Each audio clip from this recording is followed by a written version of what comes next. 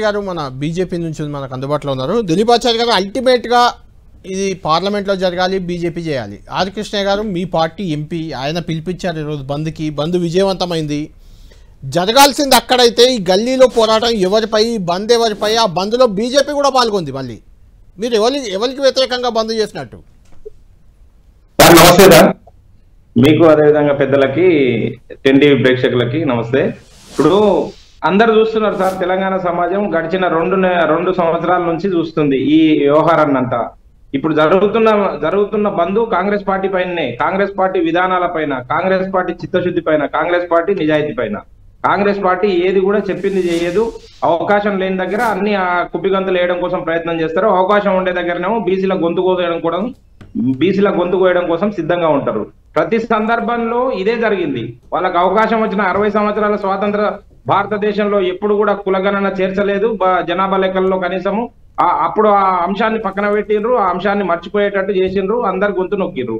ఇప్పుడు అవకాశం వచ్చిన దగ్గర ఇప్పుడు కూడా ఇదే నాటకాలు ఆడుతున్నారు. హిమాచల్ ప్రదేశ్ లో, కర్ణాటకలో. ఇక్కడ ఇప్పుడు 8 రాష్ట్రాలు ఉన్నాయి సార్ భారతదేశంలో. 8 రాష్ట్రాలు ఇట్లా బిల్లులు తీసుకొని సుప్రీంకోర్టు, హైకోర్టు, సుప్రీంకోర్టు దాకా పోయి మళ్ళా చెతికిల పడి వచ్చిన సందర్భాలను మనం చూసినాము.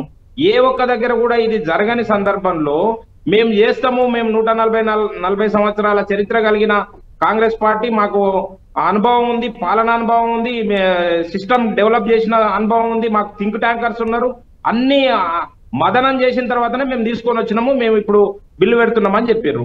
బిల్లు పెడితే ఏమైందండి? హైకోర్టు సంధించిన చిన్న ప్రశ్నలకు కూడా మీ దగ్గర సమాధానం లేక చెతికిలబడ్డ సందర్భాన్ని చూసినాము. అభిషేక్ మను సింగ్ గారిని ఢిల్లీ నుంచి తెచ్చిండ్రా, ప్రత్యేక హెలికాప్టర్లో, ప్రత్యేక ఫ్లైట్లో తెచ్చిండ్రా అనేది చూడదండి హైకోర్టు. మీ మెరిట్స్ చూస్తుంది, మీ ప్రాతిపదిక చూస్తుంది. మనము ఆ రోజు కూడా చెప్పుకున్నాము కళ్యాణ్ గారు, ఇదే డిస్కషన్ మన స్టూడియోలో జరిగింది. బాలరాజు గారు కూడా ఉన్నారు ఆ రోజు. మేము బలమైన వాదనలు వినిపిస్తారని మీ ద్వారా చెప్పించారు. కానీ బలమైన వాదనలు వినిపించాలంటే బలమైన ప్రాతిపదిక ఉండాలని ఆ రోజే చెప్పుకున్నాము. బలమైన ప్రాతిపదిక లేకుండా మీరు డెడికేటెడ్ కమిషన్ వేసినామని చెప్పారు. అది సింగిల్ మ్యాన్ కమిటీ ద్వారా వేసారు డెడికేటెడ్ కమిషన్.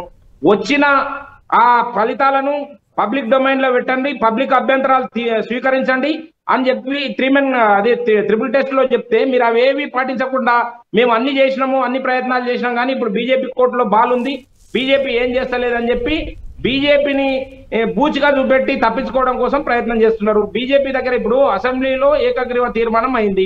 అసెంబ్లీ వేదికగా ముఖ్యమంత్రి రేవంత్ రెడ్డి గారు ఏం ప్రకటన చేశారు?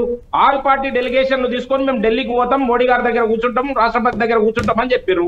ప్రయత్నం చేసినరా అండి? కనీసం ఇప్పుడు మీరే అడిగినారు ఎంపీ గారిని, చామల కిరణ్ కుమార్ రెడ్డి గారిని అడిగినారు, మీరు ఆల్ పార్టీ డెలిగేషన్ ఎందుకు తీసుకుపోలేదని అంటే దాటవేత ధోరణి. వారి దగ్గర సమాధానం లేదు. కనుక రేవంత్ రెడ్డి ప్రభుత్వం ఏది చేసినా బీసీలను అనగదొక్కడం కోసమే ప్రయత్నం చేస్తుంది. ఇప్పుడు మేము మీరు కాదండి, బీఆర్ఎస్ కాదు ఆరోపణ చేసింది.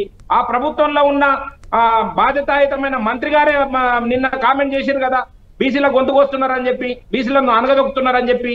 కొండా సురేఖ గారు ఇప్పుడు ఆ మంత్రి మండలిలో బాధ్యత కలిగిన మంత్రి ఎవరు ఏం చేస్తున్నారో తెలుస్తలేదా అండి? బీసీలకు ఏం చేస్తున్నారు, ఎంత అన్యాయం చేస్తున్నారు కాంగ్రెస్ పార్టీ అని చెప్పి.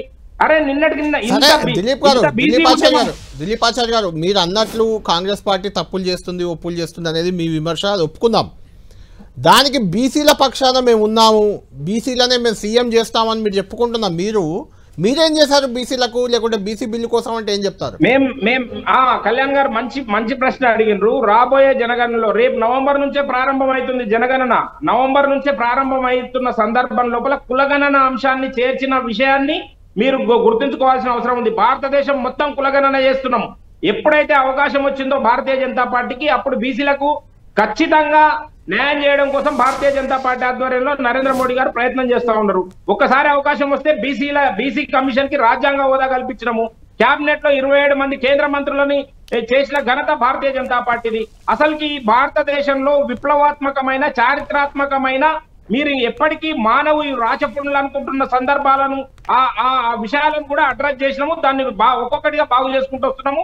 రాబోయే రోజుల్లో మేము చెప్తా ఉన్నాము, ట్రిపుల్ తలాక్ దగ్గర నుంచి, 370 ఆర్టికల్ దగ్గర నుంచి, అయోధ్య రామ మందిరం దగ్గర నుంచి, మహిళా రిజర్వేషన్ బిల్లు దగ్గర నుంచి, ఇప్పుడు బర్నింగ్ టాపిక్ గా ఉన్న నక్సలైట్ సమస్య దగ్గర నుంచి అన్ని సమస్యలను అడ్రస్ చేసిన పార్టీ భారతీయ జనతా పార్టీ కేంద్ర ప్రభుత్వం. కనుక ఈ ఇష్యూను కూడా మేము త్రికరణ శుద్ధిగా నిజాయితీగా అడ్రస్ చేస్తున్నాము. Right. దీనికి రాబోయే రోజుల్లో 100% న్యాయం జరిగే విధంగా Right, ఒక్క నిమిషం. ఒక విధానాన్ని తీసుకొని వస్తామని చెప్పి తప్పకుండా చెప్తున్నాం. Right, అయితే right. దిలీప్ గారు, మీరు ఒక్క నిమిషం. మళ్ళీ మాట్లాడండి. మీరు ఏదైతే చెప్పిండ్రో కళ్యాణ్ గారు, ఆ లోపల మీరేమైతే చెప్పిర్రో కాంగ్రెస్ పార్టీ ఎక్కడన్నా ఇంతకుముందు మిత్రుడు చెప్పినట్టు, అరే మీకు అవకాశం ఉండే దగ్గర బీసీలకు ఇవ్వండి, అవకాశం ఉండే దగ్గర జిత్నా ఆబాది ఉత్నా హక్దారి అని అడుగుదాం. చెప్పిన ఒక్క నిమిషం, ఆ దిలీప్ గారు. నినాదము పేపర్లకే పరిమితం కానీయకండి. దిలీప్ గారు ఒక్క నిమిషం లైన్ లో ఉండండి. మీరు ఆగండి, ఒక్క నిమిషం ఆగండి. అంటున్నాండి అన్నిటికంటే బ్రహ్మాస్త్రం ఒకటి ఉంది కళ్యాణ్ గారు, అన్నిటికంటే బ్రహ్మాస్త్రం ఒకటి ఉంది. తెలంగాణ రోల్ మోడల్ కావాలని చెప్తున్నారు కదా, అయ్యిందని చెప్తున్నారు కదా రేవంత్ రెడ్డి గారు, రాహుల్ గాంధీ గారు. భారతదేశానికి రోల్ మోడల్ కావాలనుకుంటే తెలంగాణలో మేము చేసిన తీర్మానానికి, ఏకగ్రీవంగా చేసిన తీర్మానానికి కేంద్రం అడ్డుపడుతుంది. Right. దానికి నిరసనగా రేవంత్ రెడ్డి ప్రభుత్వం రాజీనామా చేస్తున్నామని రాజీనామా చేయండి, ఇంకా ఒత్తిడి పెరుగుతుంది కదా. థ్యాంక్ యూ దిలీప్ గారు, థ్యాంక్ యూ చంద్రకాంత్ దయాకర్ గారు.